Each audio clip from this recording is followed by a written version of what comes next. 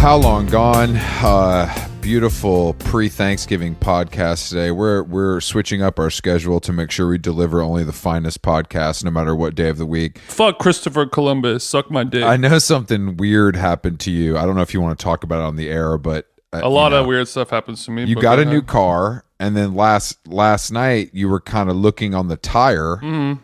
It seems like someone had placed one of those Apple AirTags to kind of track your location. And yeah, do you want to talk about it? Yeah, I was coming back from the park, and just I'm very in tune with my vehicle. Sure. You know, the Nazi sled. You feel every bump in the road. You kind of get used to the handling and the steering and everything. And something fell off as I was making that turn on beep, and I was like, I don't know. I'm gonna do a sweep. It's probably nothing. Yeah. But just for my sanity, and so I could kind of sleep tonight.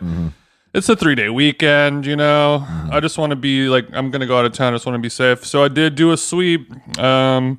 And yeah, I found an AirTag. Somebody popped me. And I don't know who it is. I don't know which member of the Armenian mafia has been watching me. Have you been, yeah, I mean, that's the question. I think you've been coming over to West Hollywood too much. You haven't been kind of tapping in with your OGs. Oh, that's the problem. I've been going over to your sort of the more dangerous parts of Los Angeles. It's some more dangerous parts, and I think that this is something roaches and rats, bars on the windows over there. I think that one of the bartenders that maybe you have a friendship with over at Hamburger Mary's was like, this guy ain't going home tonight without me. Chris, I don't know what is Hamburger Mary's. I've never heard of that. Could you tell me more? I've actually never been, unfortunately, but it's a well-known gay hamburger establishment on Santa Monica Boulevard. So I don't look. I've eaten a lot of burgers at a lot of these little smash burger spots, and I've been like, bro, this burger is gay. But you're saying this is an actual gay hamburger? I don't think the burger itself can necessarily have the clientele. The clientele. Yeah, I don't think the burger itself is going to kind of declare its sexual orientation before you bite in. Okay. This is how we learn. But yeah, I just want to make sure we all stay safe this holiday season. And if you're coming for TJ, that means you're coming for me, and you don't want that. I don't think you want those problems. But that being said, I am verified on Twitter, but I only have 30,000 something followers. So if it could happen to me, it can happen to anyone out there. And I'm not talking about the normal people. I'm talking to the celebrity listeners. You know, I'm talking to the BJ Novak's. I'm talking to the Emratas. It's weird because I saw that it happened to another celebrity the same day it happened to you. Wait, this is a crime spree? This is a crime spree, and I think you and X to the Z Xzybit need to kind of link up and discuss who your mutual hater is. So you have done some detective work, some police work, and you're saying there's no way that these two AirTag scenarios are not connected. If they got to me, they certainly got to X. Okay. And I don't want to. I'm not trying to check your pockets or anything, big dog. But it seems I think X to Z might have a little more cheddar than you. He took a pretty big hit on crypto. I got out. That's a good point. But I think that he has more whips than you. I'm just going to guess from his background He does have more whips. They're not all in his name. No, definitely not. He's got at least 3 babies' moms who have Lambo trucks in their names. But also, living here in Glendale, if you ever go over to the REI in Burbank, it's next door, West Coast Customs. Okay. So I'm less than 10 minutes away from WCC HQ. This is honestly feeling weird. And we got to get to the bottom of this because I don't know, something's going on. Yeah, because I think when I see this, I'm like, the West Coast Customs guys will get to the bottom of this and make it all okay. But now I'm like, is the call coming from inside the house? There's no way West Coast could do this to me. X to the Z. I don't. But you did get your windows tinted recently. Oh God! And I don't think you used West Coast Customs services for that, did you, Jason?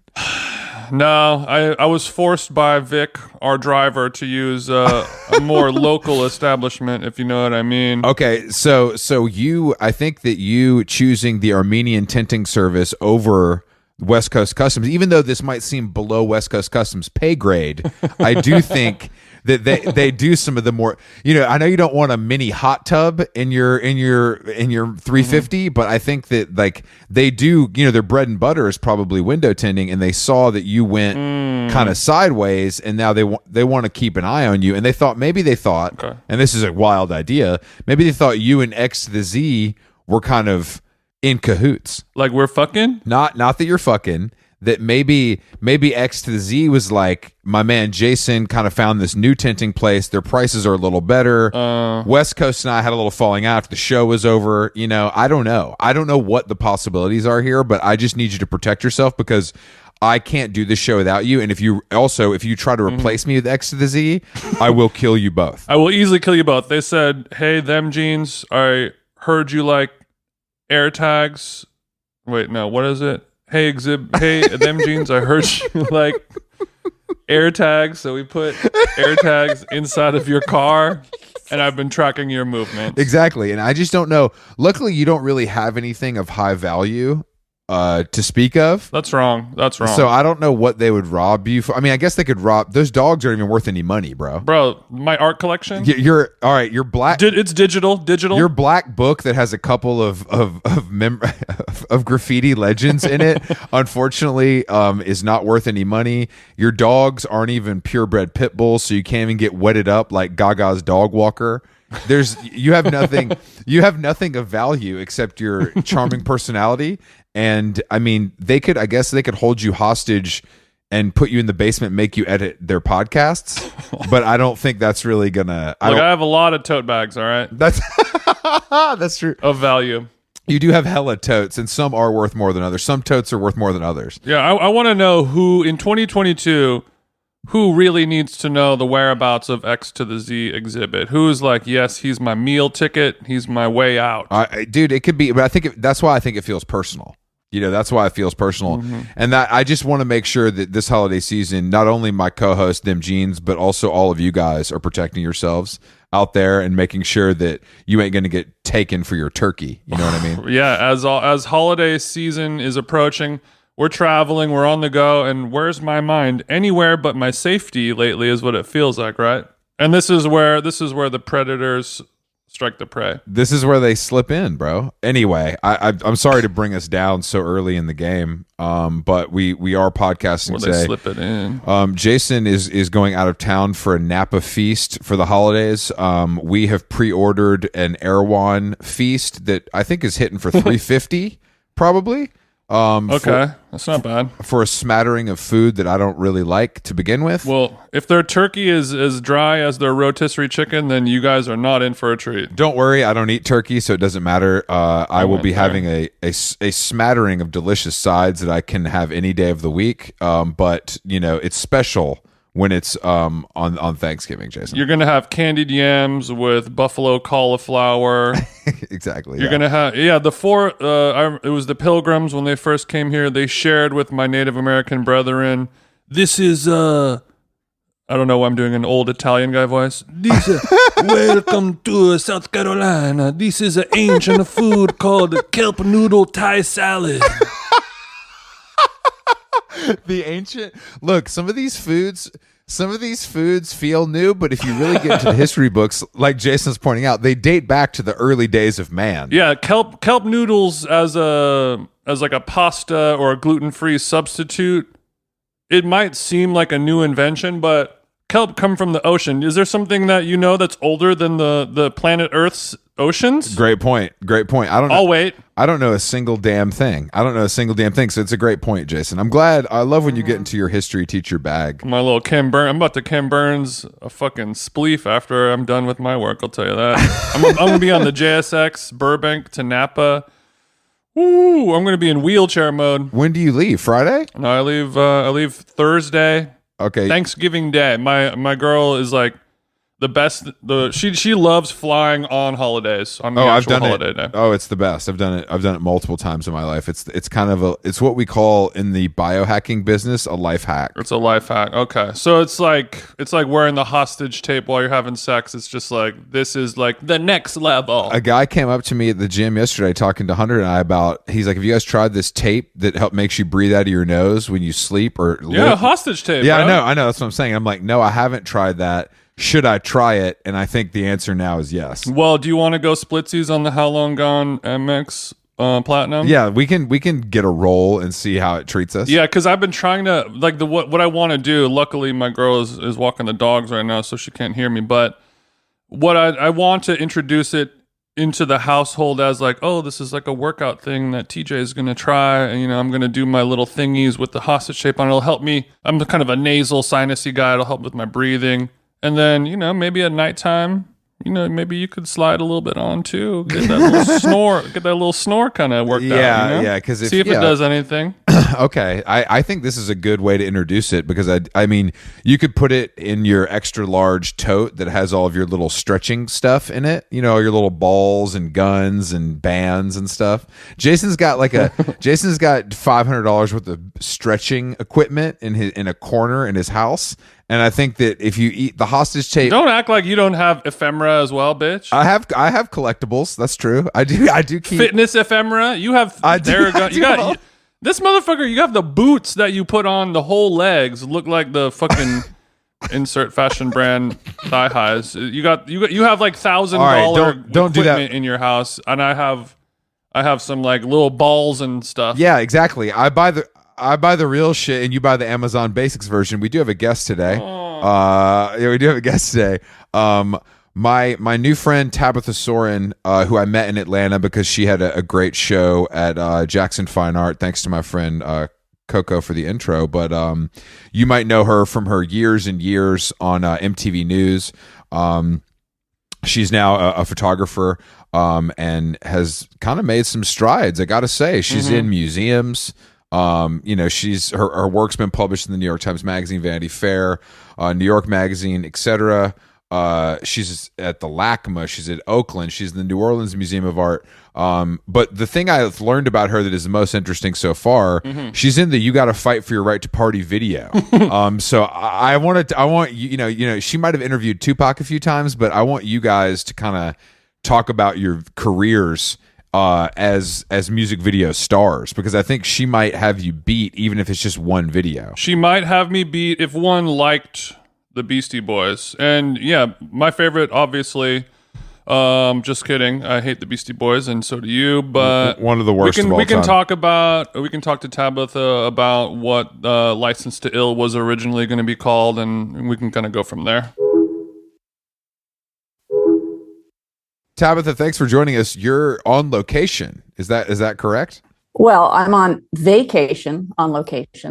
Okay, so your house. So that's not your house, is what you're saying? No, this is a cottage on a place, a very strange place called Smoke Tree Ranch in Palm Springs, a ranch that doesn't have any horses. Okay, so it was started by Walt Disney and his friends.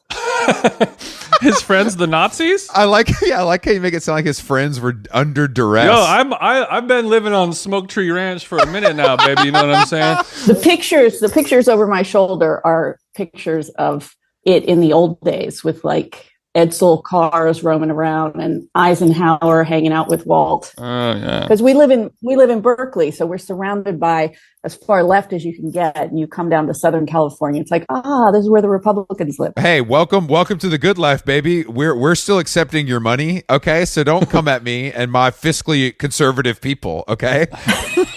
Is this a place that you guys have been visiting for years because you're Disney All Parks Pass members, or is this just no? It doesn't have anything to do with the park, but it does have to do with the fact that they don't let people in or out who don't have some sort of membership or some sort of reference. So our kids, when they were little, could just run around and literally, play in the way that people talk about in the 1950s. Okay. They just run around the desert, and I could actually have a complete thought without being interrupted. Okay, and sure. It's like a secure grounds. It's like taking your kids to a dog park. That's is what the you're word saying. I was looking for. And you could take them off leash, and if they get past the thing, the little thing will zap on their neck, and they'll get a small shock, and they'll come home. Yeah, you travel all over with just these little bikes, and anyway, it made it easy to go somewhere. And I don't cook, so Thanksgiving was always my husband and I think we tried cooking once, and we cooked the turkey with the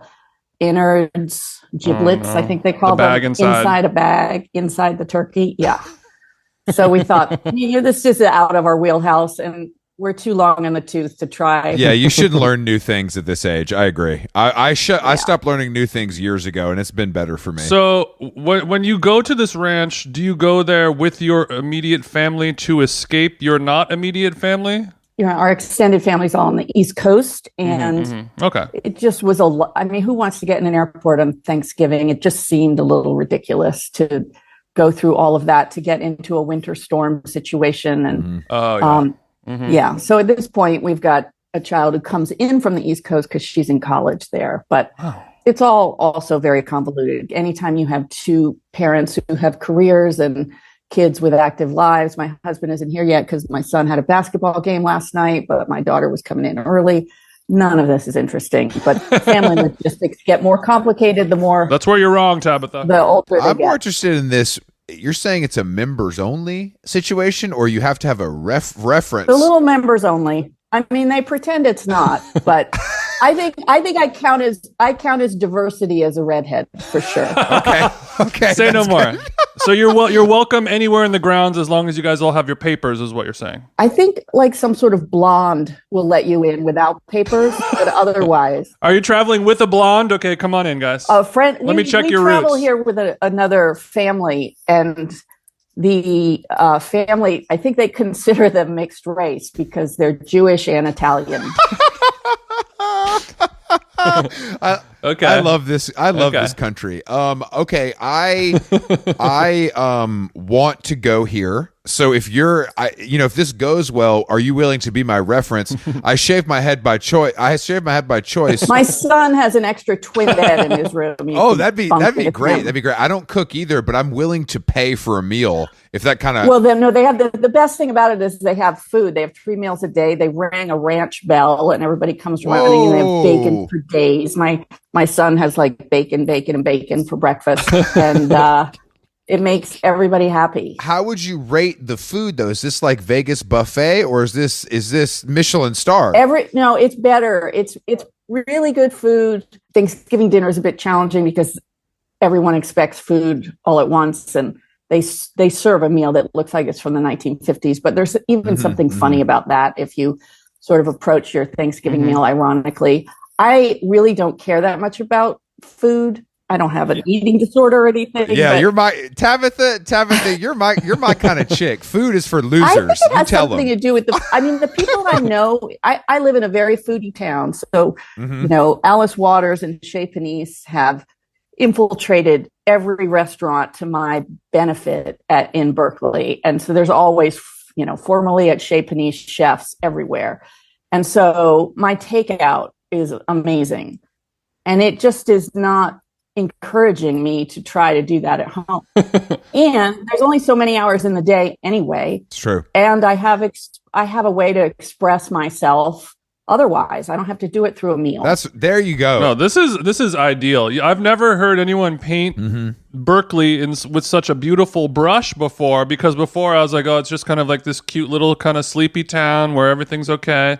But then when you said like all the chefs who have worked at Chez Panisse over the years, they all have to go somewhere else and start their own restaurant. So it's just like this ecosystem where the strawberries taste a little bit strawberryer. Maybe. And the broccoli's a little bit better. There's a lot of there's a lot of Nobel Prize winners. Okay. There are parking spots that you're only allowed to park in if you've won a Nobel Prize. No. What? No, seriously. Where? At what fucking kind of establishments can they do Cal, that? But still, that's where you want a parking space. Okay. Yeah, you're right. Okay. There's not a lot of sarcasm. There's not like Right. Chris and Jason. I don't know how long you'd last. We went there. We recently went to Chez Panisse for the first time, like a less than a month ago. Oh well, thanks for calling. And well, it was a reservation for 4. I apologize. And but you probably know Alice. Do you know Alice personally? Is it no problem for you to sit upstairs? I have met her many times. I doubt she'd remember me, but she would remember my husband as is often. Oh, damn! All right. So having a hot husband. That's often the case with Waters or your husband. You calling Waters a hoe? She's a hoe. I don't even. It doesn't even bother me. That's how little I care about food. You say, honey, you can have sex with Alice Waters. I don't even care. Do your thing. My mind has never gone there, Chris, I must say. Yeah, but I'm glad that you agree, because we feel that the Bay, we feel that San Francisco specifically is like a pretty humorless town. It's kind of been sucked out, over the last couple decades. Yeah. But you mentioned that Berkeley is void of sarcasm. So maybe the Oakland area, what do you think they're void of? Irony or something? Like the whole Bay Area is humorless. No, I like Oakland. Okay. I like Oakland. My windows get broken into quite a bit when I try to park there. But I mean, I had it happen twice in 1 month. So it's not in my head. Right. But Oakland has a zillion great places to eat as well. Mm-hmm. And there's a lot of art there that I like. There are a lot of galleries. There are tons of bands that I like play. I don't think I could live in Berkeley if Oakland wasn't next door. Mm-hmm. It's not far away. It's like 10 minutes, as you know. 10 minutes. Berkeley seemed pretty idyllic to me as a person who doesn't understand Northern California. I was kind of like, this is pretty nice, but also I feel like I would get bored very quickly. Here's the thing. Everyone there loves the mountains, the bay being right there, the mountains to climb, places to bike, hiking, camping. Mm-hmm. I want nothing to do with any of those things. And I'm pretty sure I'm the only person who will admit that. But what it does is leave me a lot of time to myself. No wonder you and Chris hit it off. I don't want to camp. I don't sleep on the ground. Hell yeah, let's go. I got allergies. I don't want to hike. You need an iPad and a couch, and that's it. I got books I want to read. I got music I want to listen to. Like, don't tell me like, oh, I don't know what's going on in music anymore. I don't know how to do that. Well, you know how you do that? You listen to it. You buy CDs. You go see bands live. You don't spend all your time on the trail. She said, okay, so you're saying my biggest takeaway from that is buying CDs. So I want to talk. Oh, sorry. Or albums. No. I'm fine with it. I mean, I do try to, I buy a lot of merge albums, and like I try to support people in that direct way. Yeah, that's nice. I also have a Spotify account. Sure. Okay, I wanted to make sure you weren't just a 6 CD changer in the saw. No, I'm not totally precious about it, but I do try to think about where the money goes, because I think with COVID, a lot of musicians, had a really tough time. I don't feel obligated when I know have millions in the bank. Yeah, you're not buying the Taylor Swift album on double LP to support her. You're good. Yeah, But I'm not going to bash Taylor Swift. I think, man, if everybody could write half as good of songs as she does, we'd all be better off. Like, she if everybody really had knows 10 how to people write a to song. write good songs for them, we'd all be better. I'm just kidding.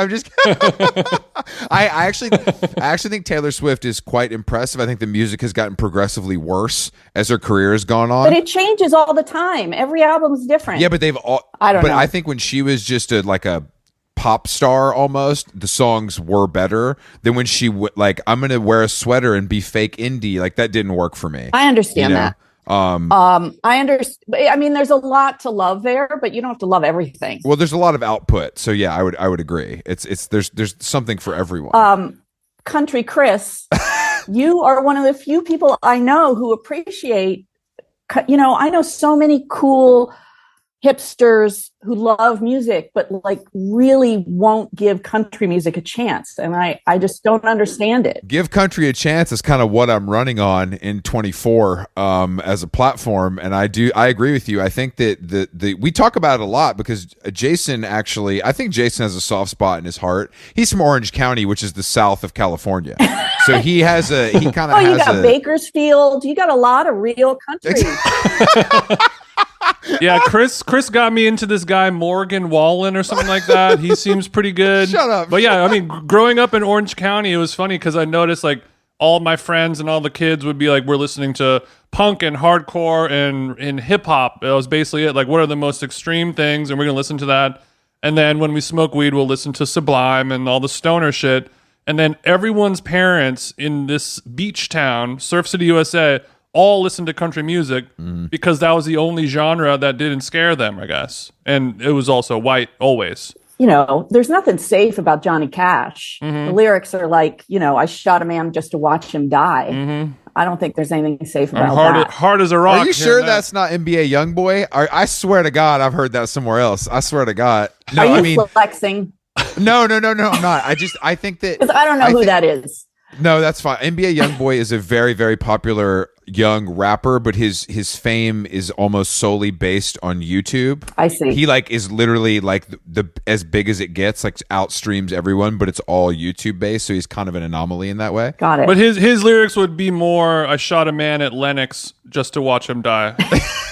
Yeah, exactly. He would put a little twist on it. But I think that country music. Well, I did listen to what I consider to be probably some of the most formative music of my life was like Whiskey Town, Uncle Tupelo, Wilco, Sunvolt. So I think like that alone kind of gives you a baseline to appreciate Rascal Flatts. You know, it's kind of it's a zigzag line, but it's a fucking line. You know, it's I think there's through. a lot of really terrible country out there too. But what I appreciate about your podcast is that there's no genre that you write off completely. Yeah, that's true. That's true. And I think we live in a very niche culture, and I love it. I love that there's a podcast called Cocaine and Rhinestones that sure. You know, Yeah. the real origins of Buck Owens and the nasty things these people were doing, and as well as the brilliant things. Yeah. And is this because you're a Texan? Do you think that's where your love? I do. I mean, I think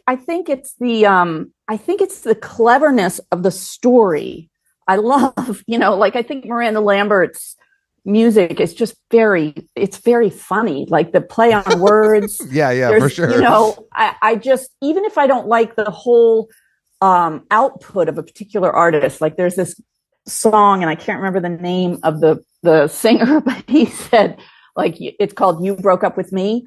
And he basically the whole time is just like, oh, don't get in my face. Don't, I can do whatever I want. Anyway, I think the perspective is clever. And you know what? Speaking of which, I don't know if you've ever listened to Malcolm Gladwell's podcast. Not that he needs a shout out, but I try not to. Revisionist History had I've listened to some. a great episode comparing rap and country and the intimacy of the lyrics and how they relate, because they're so specific. Mm-hmm. And it was a great parallel that I had never thought of before. That tracks for me. Yeah, like but it seems obvious, but then I hadn't compared the two. And then the other thing I came across, which is a little bit different than country, but there are a lot of sad country songs that people who listen to happy music, and I'm going to get the numbers a little off, but let's say they make these playlists and they're about, you know, feeling good, going out for the night, like having a great weekend,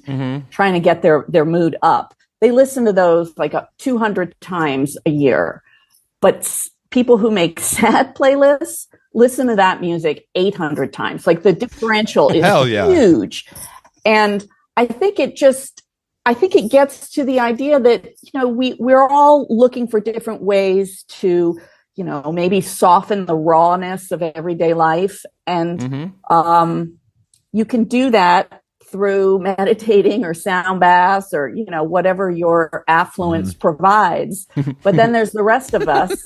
And I think that music has a great role to play in that. You don't have to be going to, you know, silent meditation retreats to get there. No, I agree. And I listen to sad music almost exclusively if I have a choice. I mean, honestly, I have no interest in like, rarely am I like, I need something upbeat unless I'm working out. That's the only time my head actually considers what I don't naturally go sad because I have to go the other way.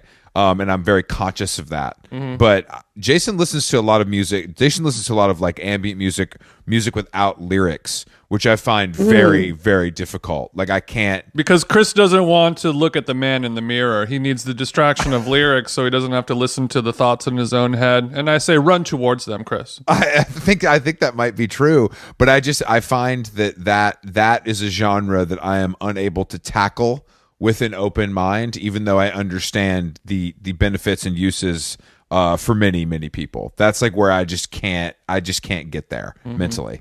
My son listens almost exclusively to music with just beats, and he produces a lot of it on his own. Oh, okay. He listens to genres that I have no association with at all, which is what teenage boys should do to separate themselves from a parent who used to be in the music industry. But does he think you're cool, or does he think you're a freak? I think it varies day to day. Okay. It's like when he saw a cameo of me on Beavis and Butthead, he thought, "Oh my God, that is hysterical." He's 15. He told me, his text was, "You should get your 90s haircut again." Wow. Which is not going to happen. Sure. But most of the time, I mean, he'll rock a Tupac shirt and bait his classmates to give him a hard time. Like, where does he get off? Like, he's just waiting for someone to ask him or tease him about it so he can turn on him and is like, "Well, my mama interviewed him." It hasn't happened, but he like wears it every day. He wants it. They're like, "Bro, who?" Like, "All right, yeah, good for you, Chief." Like, it's all good. Yeah. It's all good, man. Sounds like my kind of kid. But most of the time, I've taken him to see people who are in famous bands who have been sweet.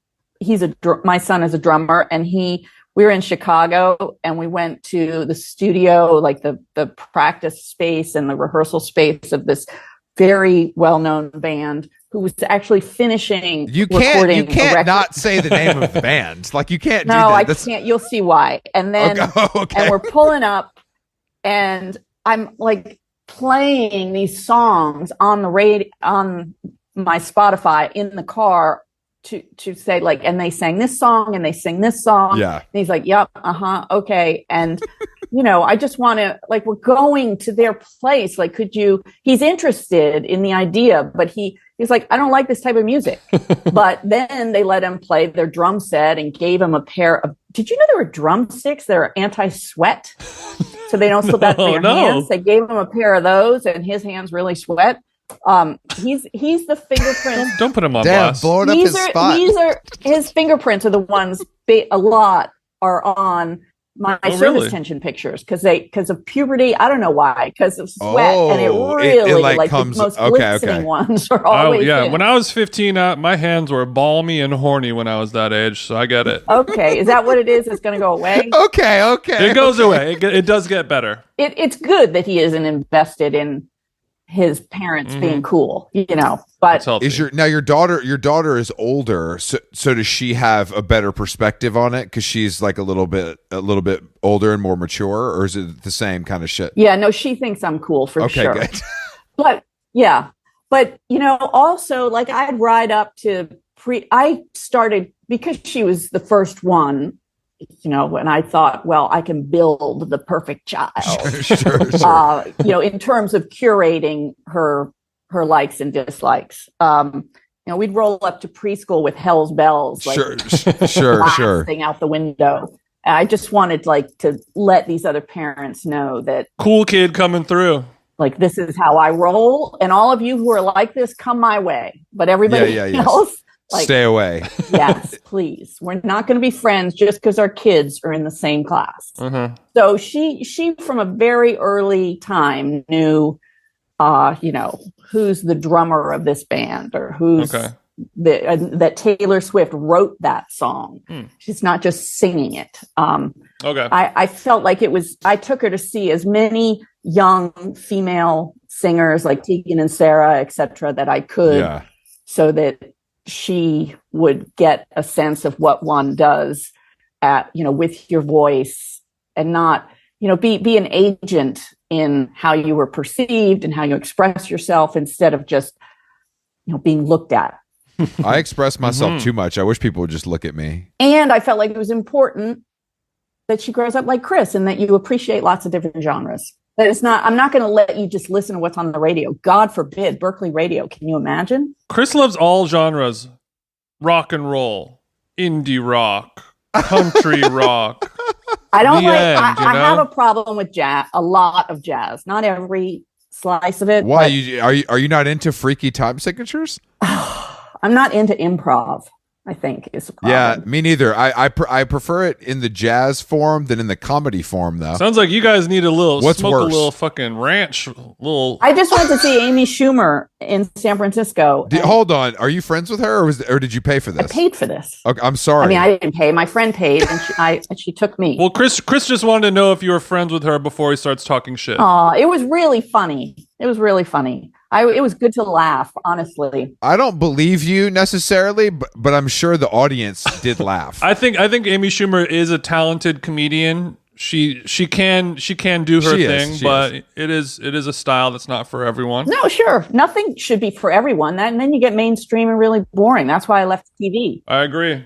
I got a question for you.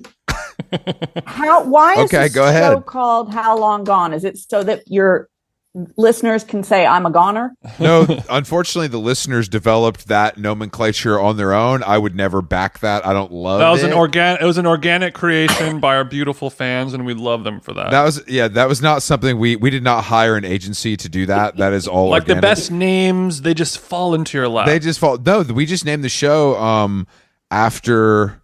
Is it after the song? I just forgot. Jason, is it after the song? Yeah, we were like picking out music, and I was finding some like generic karaoke songs that I could put on as like intro, like random funny stupid intro music for a podcast to be named. And I found this like country song from Brooks and Dunn, and it's just like a one that won't be like a copyright violation song, and it was called How Long Gone. And we're like, listening to the lyrical content, and it's a song about how long a country man's lady is gonna be gone for. Maybe she's a truck driver or something like that. And it was right when the pandemic quarantine started, so everyone was wondering how long are we gonna be working from home. And it just kind of clicked a little bit, and like so many layers. It all just like happens. An onion. You do one thing, and then it snowballs on its own and takes a life of its own. So it does have layers. Not always. Not always. If you're lucky, I mean, I love the name. I think we lucked out. I think that the song is like funny, and eventually we want to do like a covers album of the song. Oh yeah, reinterpretations Where different people are able to reinterpret Chet it. Baker version. Yeah, we'll get a freaky time signature for you, Tabitha. That one will be my favorite. The name was a gift, and the goner thing is, again, not my favorite, but it does roll off the tongue. And I guess it's better than Swifty, or whatever. The fans, when the fans choose the name, show me a time when it's good. I can't think of one. Well, it's funny because the fandom, I actually want to talk to you about this, Tabitha, because you existed in music journalism before people would be, doxxed for saying a Nicki Minaj album was an 8 and not a 10. And now it's basically like any sort of criticism, or even something that could be deemed as criticism, is basically putting a target on your family, your pets, your automobiles. God. It's true. And I just think that it's, I can't imagine what it was like to be able to kind of speak freely. And of course there would be feedback, but it wasn't like it is now. It wasn't all encompassing. I agree with your assessment. However, I never did music criticism. So Kurt Loder would be somebody that asked about that. But neither of us did it for MTV, for sure. However, I mean, the criticism was built into MTV in terms of what they were willing to play and not play. That's true. But I didn't have to get up there and say like what this sounds like and whether it's as good as their last record or what have you. I guess that's true, but I guess that even now, I feel like if there's a question that is considered in any way negative, that's what I mean. Because you're asking questions, and it wasn't always softballs. No, that's true. Like you would ask real questions. Laugh. Yeah, you would ask real questions. You couldn't handle it. There's a lot that has changed. It's been 55 years or something. It's been a very long time. And the art world is very similar. I know people who have stopped doing art press and decided to write books instead, because you cannot say anything that is remotely critical. It's all part of a PR machine, Yeah, you're going to get blacklisted by the gallery, and then it's a whole thing. And I mean, I think the worst thing to me is that there's no like real interviews anymore. You know, it's basically like a celebrity writes an essay or their friend interviews them or whatever. There's rarely room for like the deep dive. I'm spending a week with this person and writing a real story. That just doesn't really exist anymore because the celebrities have the power most of the time. I agree with you, but I also think this isn't an immersion into the artist's life, but I do find that sometimes on podcast interviews, because it's radio, or I'm thinking in old time terms, but because it's just sound, that I do feel like people allow themselves to be more vulnerable and more open and forthcoming about things sometimes, not all the time. But I think some of the stuff I've heard, and this is also because of people's admiration of him, but when Rick Rubin does an interview for his podcast, I've definitely heard artists say things that they would have never said to me with cameras rolling, Oh, for sure. It's just much more intimate. Right. Which is maybe why you guys do a lot of these without your cameras on, because that probably helps. We say that all the time, though. It's like, I think that it's also even beyond cameras. It's like when you sit down with someone and they're like, okay, we're on the record, and put a tape recorder down, it feels dramatic, and it feels serious. Whereas I think this does feel that this as a genre is more conversational, and I think that's how a good interview happens in no matter what the format is, But I do think people are pretty loose with this, and I think that like but I also think it's partly because it's still like a new medium. Thank God.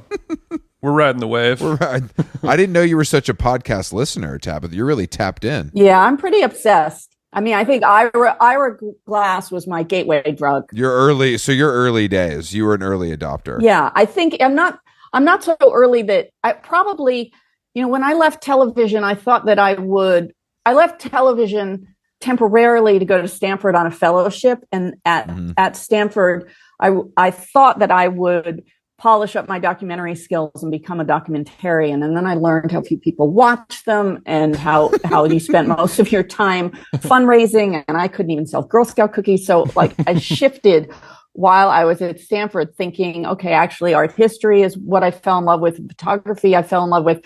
And so when I got finished, I pivoted my career and also was thinking about starting a family. So there were a lot of variables, but if podcasts had been available to me as a way to make a living, a career, I mean, there was Ira Glass, but that was about it. I think that's probably what I would have pursued, but I'm really happy that I can listen to them totally without any sort of pressure of, thinking about it in terms of career. But you can absolutely do a podcast now, though, Tabitha. But that's the thing. I feel I like actually just being a fan. Also, does the world need one more podcast? I mean, seriously. Great point. Yeah. It never does, but there's so many famous people who start podcasts or non-famous people, and they're just so terrible. Those are not the ones I listen to. I know. But I'm just saying there's... Oh, come on. You don't... Of the hundreds of thousands of people that we've talked to over the years, you get to learn about like this person has it or this person doesn't, and you obviously have years of broadcasting experience under your belt, and you're very comfortable and on the mic, and you know what you're doing, and you're already in the top 0.1 percentile of people who have a podcast. Except that I've already done it. Yeah. So, I mean, I've in a way, right? So Sure. but also I love what I'm doing now. So and I've got kids, and there's only so many hours in the day, and you don't have to tell me, honey. These little badass kids are going to be not your problem anymore, though. You know what I mean? Once he. Yeah, but please, I've got a plan. Oh. Everything's going to be amped up the second. Oh, I see. So you're saying it's college. fucking go time. Once this little bastard gets into Vassar, I'm turning it up a notch.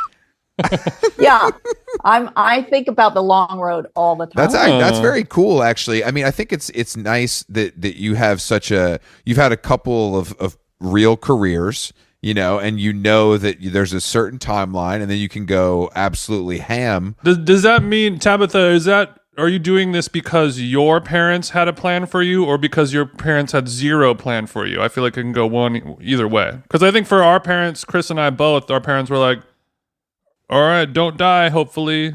And that's kind of our instructions for adulthood. Yeah. I think that my perspective on the phases of one's life is definitely queered by having children. So not all women have them, and you can, think about your life differently when you don't have dependents. But I do think your children are only around for a certain amount of time in your house. And I want to be available and attentive and have them feel nurtured and that their needs are met. And that is not something that you can predict and schedule. You just kind of have to be around. Yeah. So I didn't want to be a reporter who was flying to Bosnia, going to interview Arafat, like having my marriage be this like us versus, me versus you situation where we're both trying to figure out the calendar. And we do plenty of that as it is now. I can't imagine if we were both traveling all the time as well. So that is in the back of my head. But the other thing, as you, Jason, allude to, is that I have seen plenty of women who basically have a nervous breakdown when they have an empty nest. So they spent, they were like making cupcakes for the school and driving their kids to all their soccer practices and, just really sacrificing. It didn't feel like it to them. But then when the house is empty, like they get a dog. Is that going to help? Definitely not. Definitely not. We're going to start joining some Facebook groups. It's just completely underutilized. And that law degree is no longer current in the state. And I just have been exposed to people who I feel like society would be better off if they were contributing to it. Nobody lives long if you don't have a purpose. Nobody's happy without having a way to express themselves.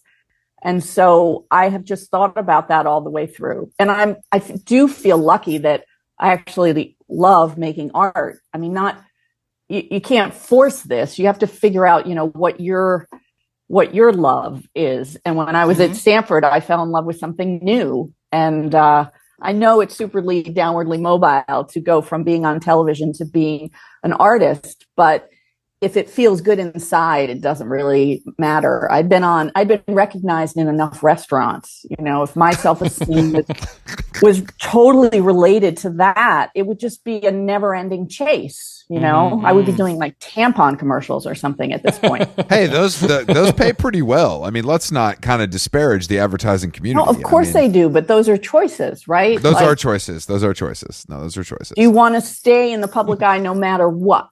To do, there were plenty of like syndicated TV offers and creepy tabloid talk show things and like all. I would have loved to see you on kind of a news magazine tabloid style program. Yeah. Those are some of my favorites. Inside Edition Tabitha tells all. Inside Edition with Tabitha Soren. That's nice. We were talking about that actually on our live show about how Shaquille O'Neal is just doing. He'll do a commercial for like a regional auto insurance company and just it's like, bro, he's got 12. He's a professional DJ. He's on 5 NBA broadcasts and he's on 12 different national commercials every year. Are you chasing the money or are you just can't live life not in the spotlight, even if the spotlight is for a fucking car insurance commercial? Right. Well, I think my relationship with the spotlight is not very strong, but my vice, or the thing that propels me that it does not create a hell of a lot of happiness is ambition. So that's the part where I have to go, is this just like autopilot ambition that's taking over? Or is this actually something that's going to make me happy? What trees am I barking up that, are these things that are going to provide something actually earnestly useful? This is good advice for us because Jason is willing to kind of whore it out for any amount of money, and I'm a little more protective. So I think this is good advice.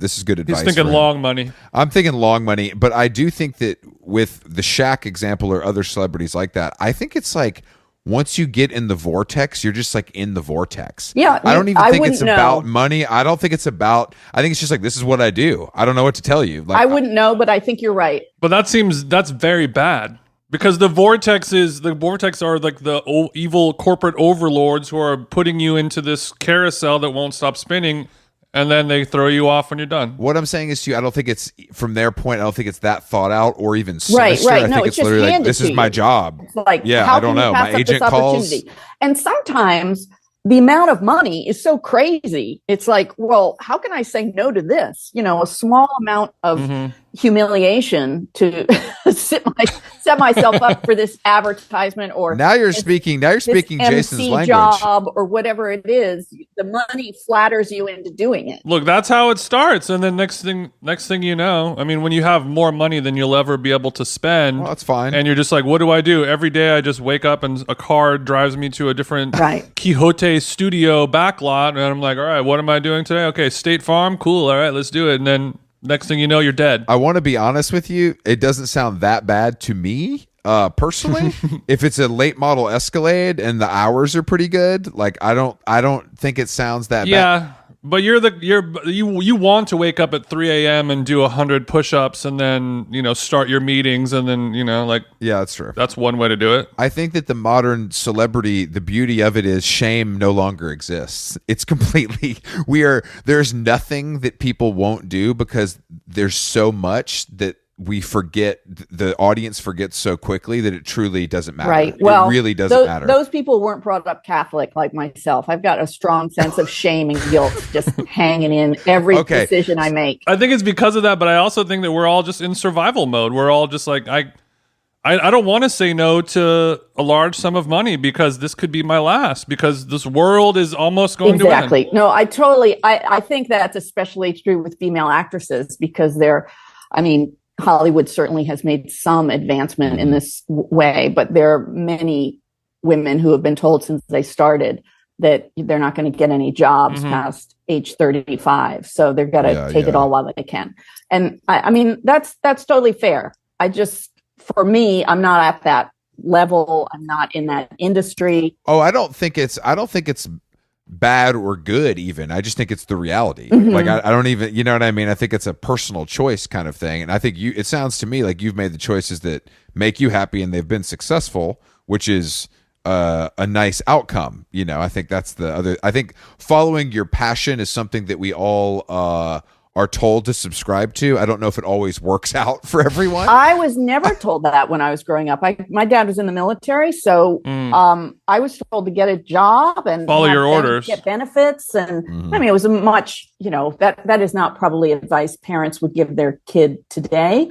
But I think I remember telling my dad I wanted to be a writer, and he said, "How about journalism? Because they get a paycheck." And that is, that's not something like he was not being overbearing about it, but that's fair. It's like that's slight pivot, right? It's kind of the same thing. Yeah, it's like someone's like, I want to play the oboe, and they're like, what about a drum kit or a guitar? An instrument where people make money, maybe. Yeah, exactly. It's not that bad. That's good parental advice. Parenting. I was really good at it because I did grow up in the military, and all I had to do was ask questions every 3 years to the new place that I was living, like trying to find out how the community works, how people make friends here, what are the things that this community values, whether it was in the Philippines or Destin, Florida. And so if I'm sitting down with Arafat one day and Tupac the next. Yeah, I mean, I don't know. I think that's good. That's as good as you can get from a military parent being like, how about journalism? He's not like, go be a lawyer. Yeah. You know what I mean? Or whatever the safest job feels like, I guess. Right. Is but I think when because I made money, at that point I thought, okay, well, what is being on this planet about? Do I want to have time to be left to my own thoughts? Do I want to value personal happiness or just career happiness? Like when you have money in the bank, these are luxuries that you can actually ponder. If you have 3 jobs and are, barely breaking even, you don't have time to think about like, what is my true calling? So I totally agree that there's privilege involved in that.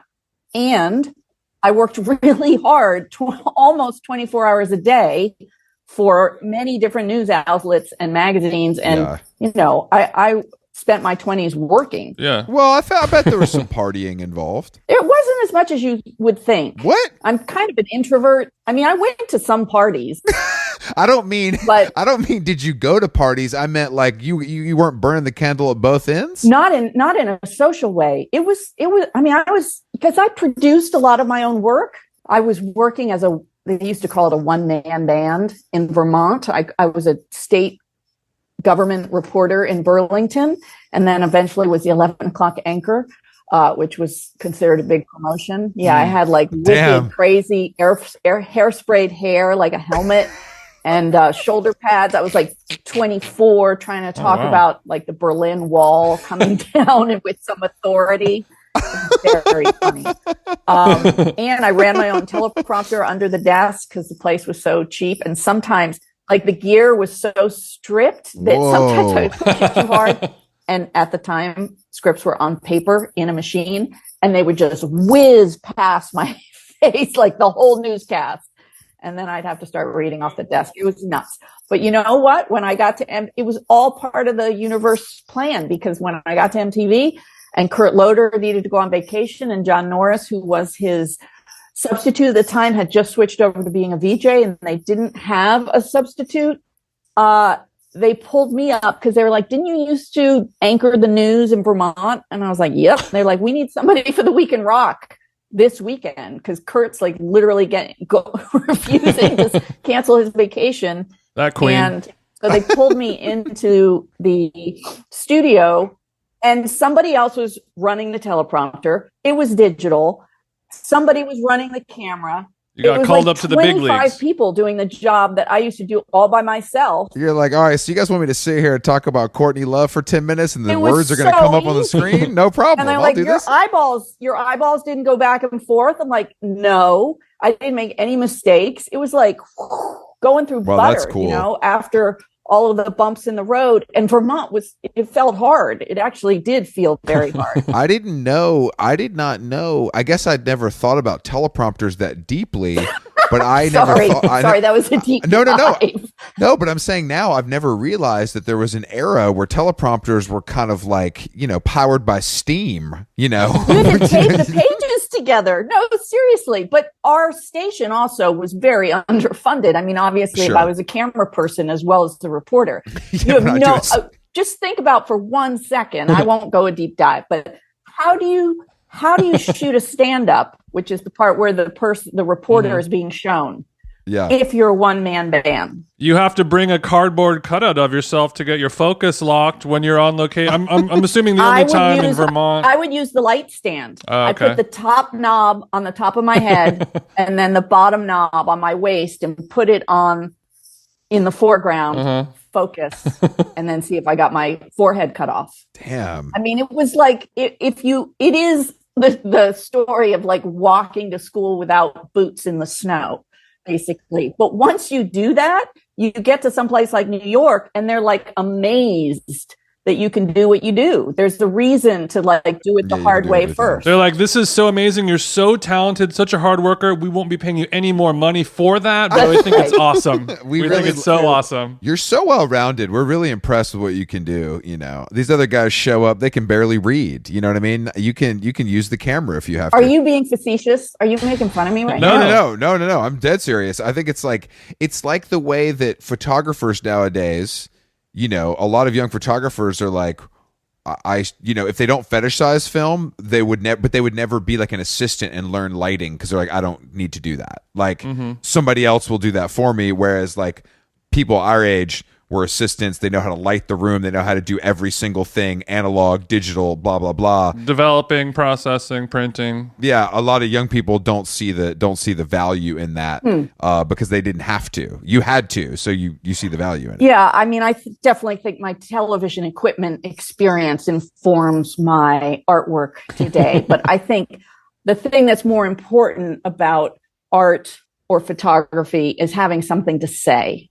I think there is such a ubiquity to images in our world because of the amazing cameras we all have on our phones, that the real achievement is finding a way to visualize what you have in your head that is worthwhile saying. First of all, make sure it's worthwhile to put out there. But how can it look a way that we haven't seen 10,000 times already?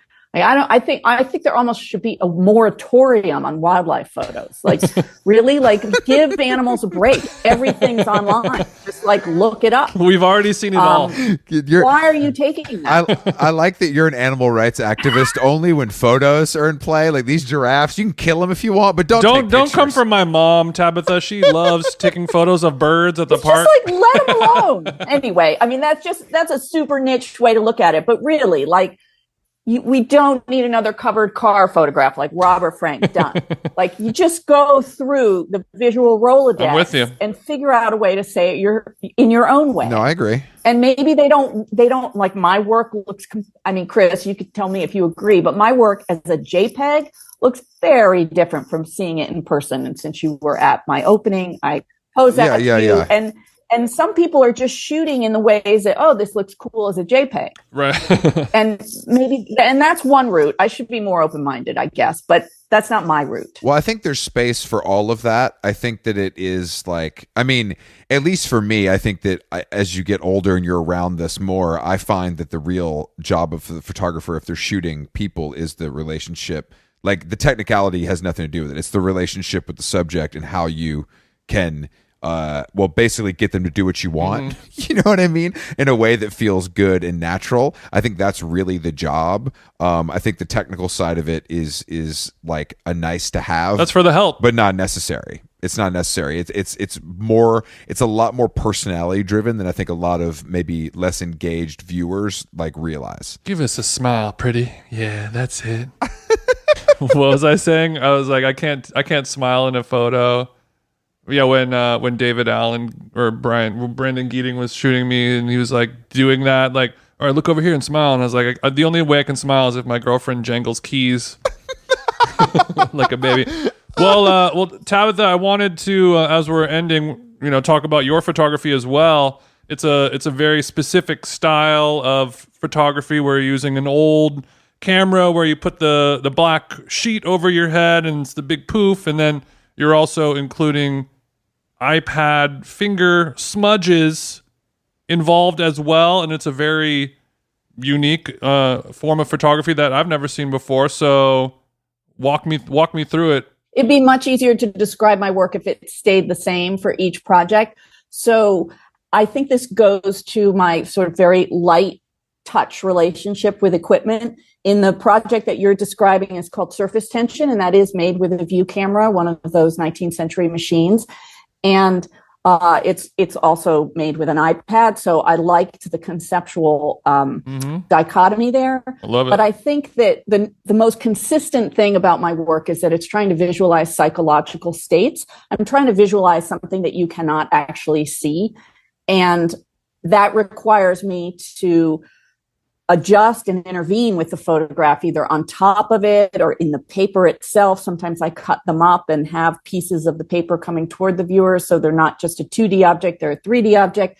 Sometimes the newest work I'm covering with resin, and the work kind of swells towards you in different shapes. And I think a lot of photographers feel this way because of the ubiquity of images. I think we're all trying to make something we haven't seen before. And I think that's your job as an artist to go to the next level. And it takes, I'll spend 7 years on a project. So this isn't something that is done super fast and furiously to make a deadline. And, but at the same time, it's really rewarding because I really get to think very deeply about the subject matter. I learned a lot about the science of touch for Surface Tension. There's a lot of journalistic, research-oriented impulses that I still have, and those inform the work in a very solid foundation that isn't about, I just, had this thought and isn't it beautiful? Or isn't this, punk rock and cool? I nailed, part of my skin to the wall. It's not about, a lot of contemporary art can be very intentionally baffling. And I think mine leans more toward the sublime and more toward bringing the viewer in, looking at the work and unpacking their own baggage, their own psychological states into the landscape.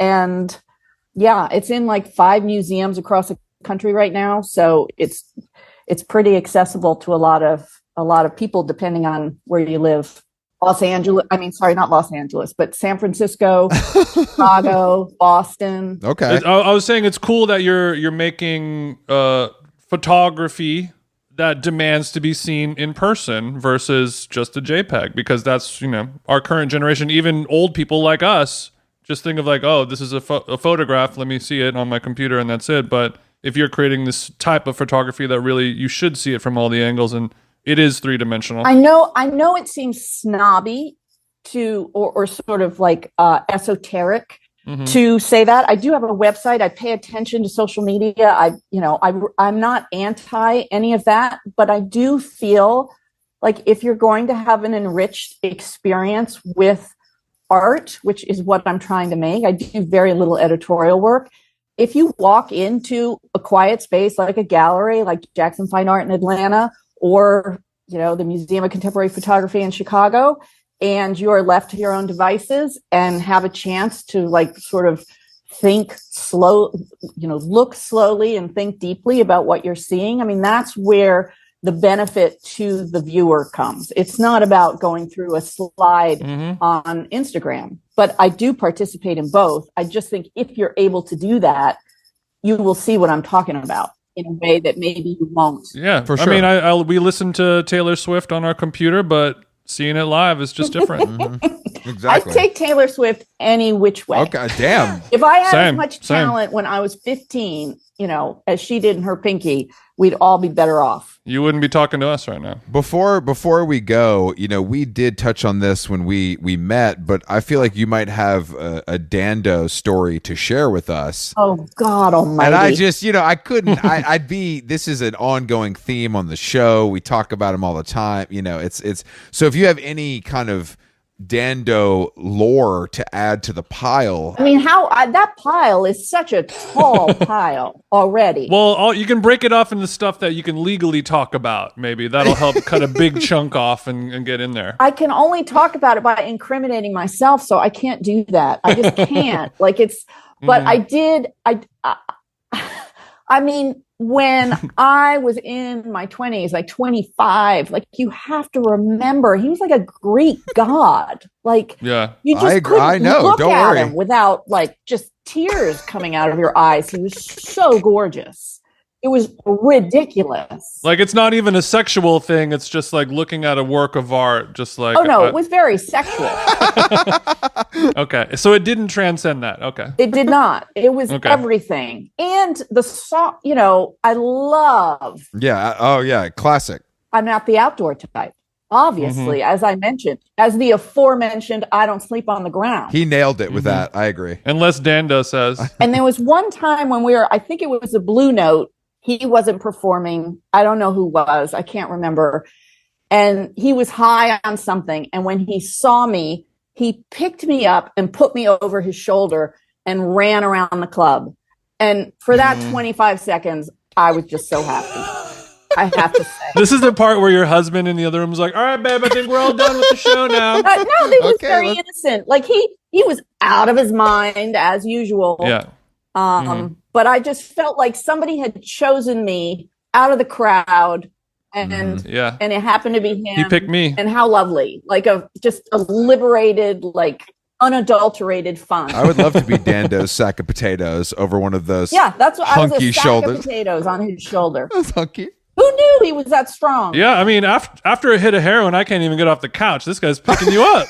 Yeah, look, I'm going to say I've done enough coke to know that I could lift a woman up, Right. So I think that maybe that some of that Herculean strength is not natural, let's say. I don't know if you had to have Herculean strength when I was 25. Well, Tabitha is a tiny little thing. Tiny little thing. I've always been tall. What you go about 90 pounds soaking wet? Oh yeah, you're wispy. But the other thing, he's.